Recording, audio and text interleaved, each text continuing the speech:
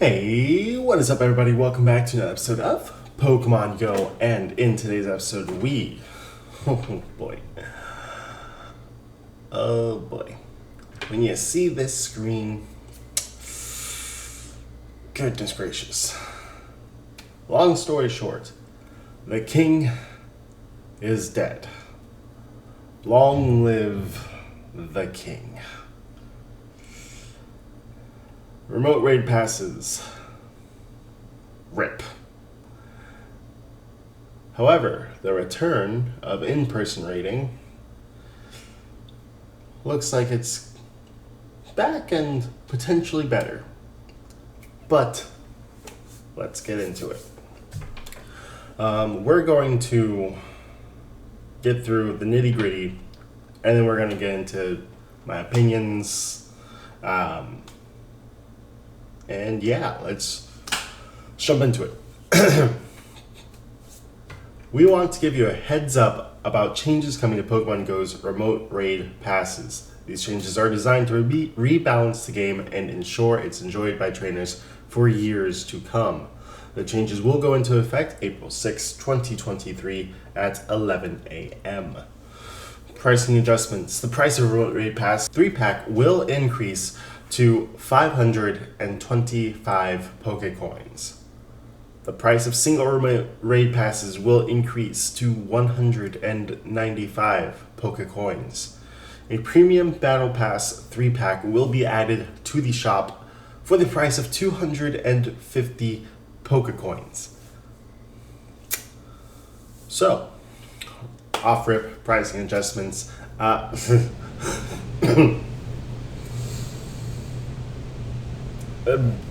mean, they are definitely steering you towards the in-person battle passes. Just on a monetary basis alone, at 250 coins for 3, regularly 1 premium battle pass is 100 Pokecoins, so you're saving 50 Pokecoins off 3. You're saving there. This is also the first time there is multiple, or either the first time and the first time in a long time, that there are multiple of the premium battle passes in a pack without being in one of the boxes. Remote raid passes nearly double for 1, and at least now you save on a pack of 3.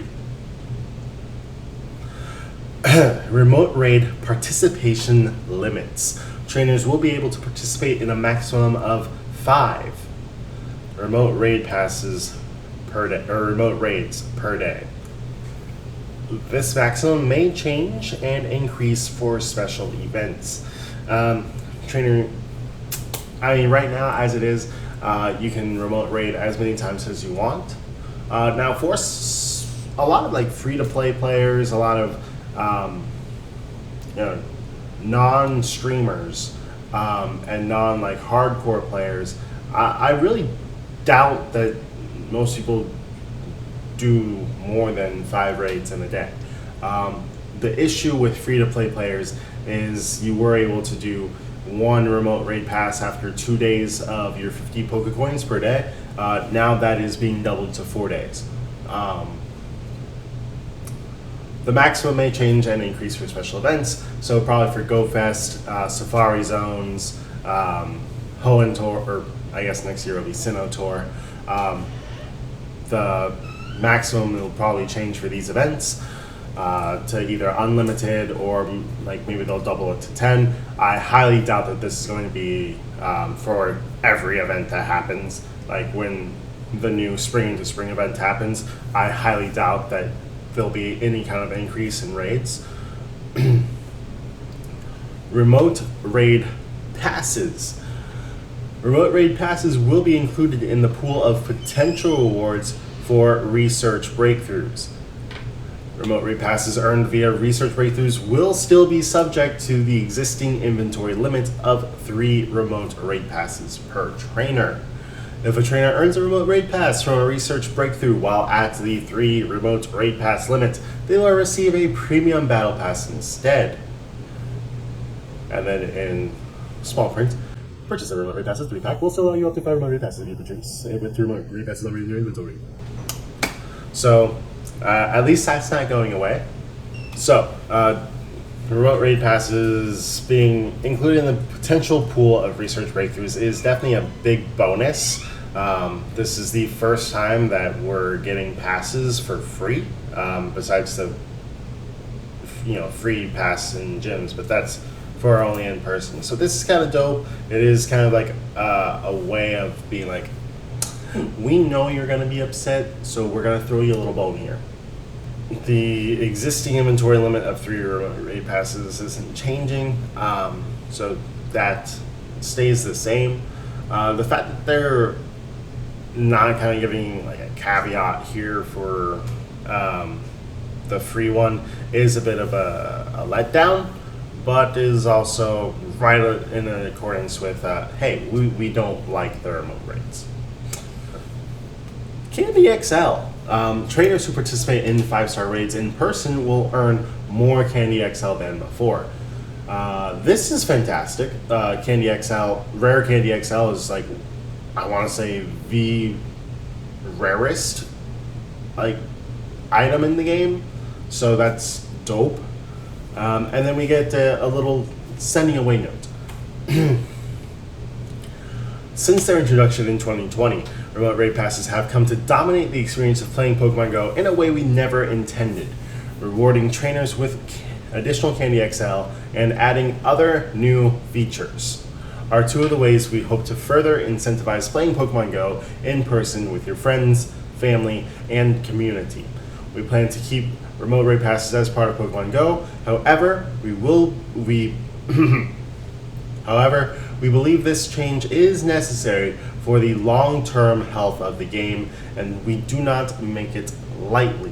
We feel this is a necessary step toward our goal of preserving and improving the unique experience of playing Pokemon Go, a game we hope you continue to enjoy long into the future. These other new features, if you click on the link here, leads you to a previous update post from a few weeks ago, I want to say. The continued commitment to real-world play in Pokemon Go. Basically, kind of setting up Campfire, the Community Ambassador Program, game updates, which, I mean, not a great look, because it's like mysterious new features, with no real like, hi, these are what they are, but it does lead towards Campfire and the Community Ambassador Program, which I'll actually get to in my next video coming to the channel, which is going to be a rural player like help guide basically. But with that being said, let's go ahead and get into my opinions on everything. All right, so we're back in Pokemon Go now because we're going to be jumping in as we talk about certain things. So let's talk about my opinions. Just overall, I think that I want to side with several other Pokemon Go content creators in that this is going to happen. And Niantic is firm in their belief that this is good for the long-term playability of the game. We've seen and we've, as a community, protested against several things, and I have stood with the community on those things, from Heroes Niantic with the Pokestop radius to my opinions on making community days go from 6 hours to 3 hours, and other things that have happened over the years. But on this channel, I have mostly trying to see the silver lining in things. So we're going to try and do that again. And I think that there is a lot to be said about this. So pricing adjustments off rip. Obviously, like, I and any other content creator spend money on the game. So we're not free to play. We don't have the struggle of the free to play player, or the person that doesn't spend a lot of money in the game. So as far as remote raid passes go, right now, the remote raid pass and the remote paid raid pass bundle are both going to be doubled, essentially. Whereas premium battle passes, like I touched on before, there's no way to get more than one right now in the store without buying a box. So this is a nice way of kind of promoting the in-person raid again, because they haven't done a great job of promoting the premium battle pass since they've been talking about the rollbacks, and they've been talking about the rollbacks for a while. So they're finally putting their money where their mouth is, really, especially with the fact that so many streamers, especially, but content creators in general, use the remote raid pass as a way to shiny hunt, as a way to get content out there. Mystic 7, for instance, has so many videos of hunting for the shiny of this legendary of the month, or of the week, really. And I think that those kind of videos are, possibly not coming so much in general for the community. However, it does reopen the door to raid trains, to doing things as a community again. So let's talk about it, right? So if we go into Legendary, right now I haven't really gotten rid of any of the ones I've gotten in year 2023. So like right now I have like 100 legendaries just from this year, just because I haven't deleted my legendaries in a while. But in 3 months, or almost 4 months now, I've gotten 100 legendary Pokemon, and a good chunk of them are probably from remote raids, especially like these Tapu Kokos happened when I first moved up here to Orlando, and I was just remote raiding. I was, send me invites. I don't know where any gyms are yet. I don't have a community right now. Send me remote raids. So lots of Tapu Kokos there. Got my Reggies. The Rayquaza raids actually were mostly in person, I want to say. Of course, the first one. Maybe not these ones. These ones are mostly in person. Because I did it as a community. All these Rayquazas, these Primal Groudons, Primal Kyogre raids that I did, in person, like all these I'm scrolling through right now.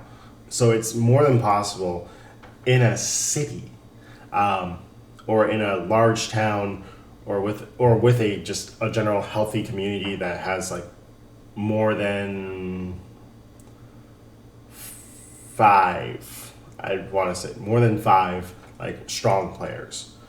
Now these Ho-Ohs were during the Ho-Oh raid hour. These are all remote raid Ho-Ohs, and 2 of them being shinies. Like all these remote raids.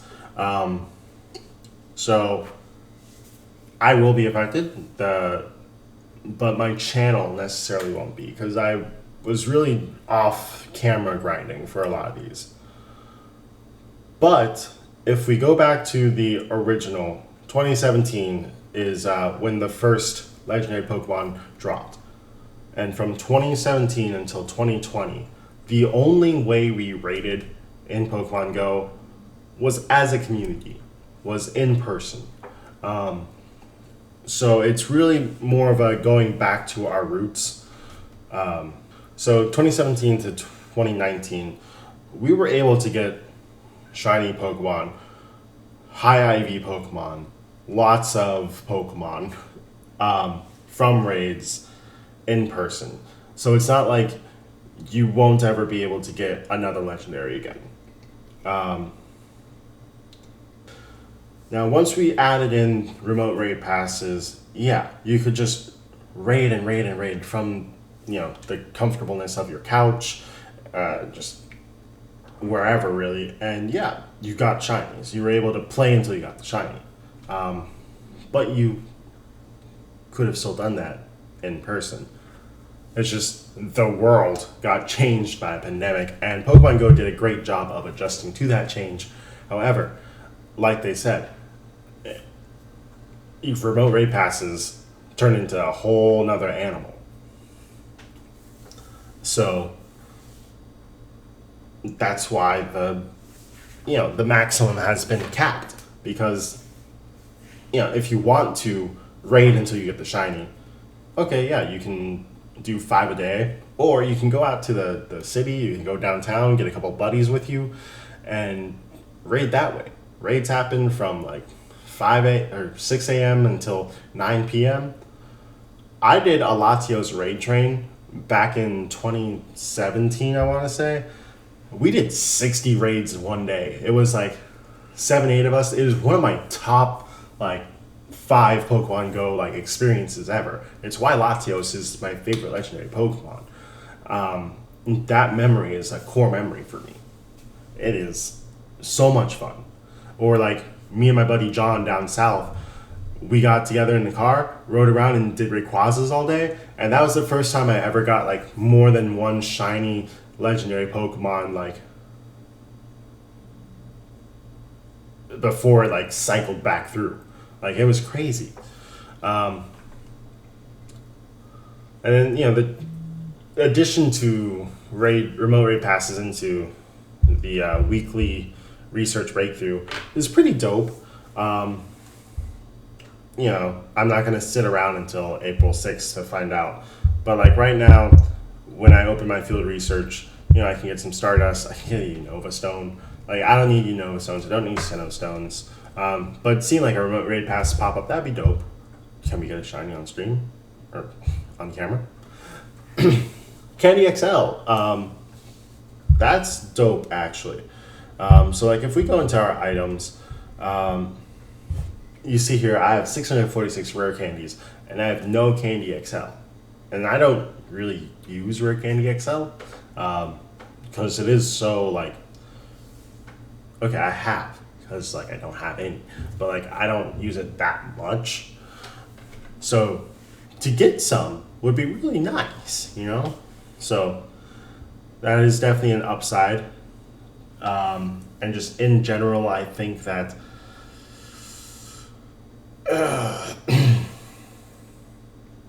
the change is happening, the change is here. It is, in 1 week's time, going to change Pokemon Go forever. In some ways, I do believe that it is insensitive towards rural players and towards players who have mobility issues. But I will be getting into all of that and ways to not necessarily combat that, but ways to help still play the game in my next video. So make sure to hit the subscribe button, turn on the notifications, because that will be coming out tomorrow. But if you did like this episode, go ahead and smash the thumbs up button. Let me know your opinions in the comment section below. And let's walk forward with our heads held high. Let's look at this in a positive light and try and see the good in this. And again, even for non-rural players, my next video will help a lot for just in general anyone, but specifically for rural players and players who don't have like a lot of Pokestops in their area, or not a lot of gyms in their area. So yeah, that's it for today's episode.